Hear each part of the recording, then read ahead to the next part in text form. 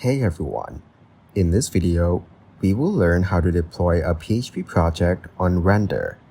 First, sign up or log in to Render at render.com with your GitHub or GitLab account. Next, push your PHP project to GitHub so Render can access your code. Then click New Web Service on Render and connect your GitHub repository. Set the environment to Web Service and then choose the PHP repo to deploy. Now use a build command like composer install if needed. Next, set start command to PHP by following the code, which you can see on your screen or your framework's equivalent. Next, select runtime as Docker or use a custom environment for native PHP support. Then click Create Web Service and let Render build and deploy your app. Access your PHP site via the render-generated live URL instantly.